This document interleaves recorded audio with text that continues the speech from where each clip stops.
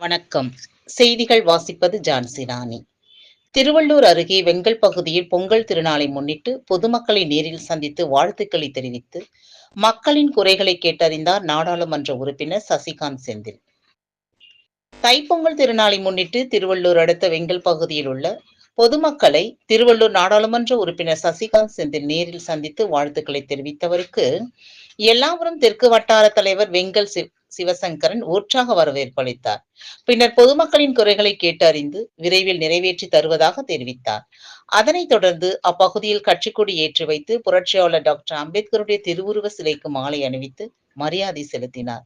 இதில் காங்கிரஸ் கமிட்டி நாடாளுமன்ற ஒருங்கிணைப்பாளர் AG சிதம்பரம், தெற்கு மாவட்ட தலைவர் RM தாஸ் உள்ளிட்ட திரளான கட்சி நிர்வாகிகள் உட்பட பலர் கலந்து கொண்டனர்.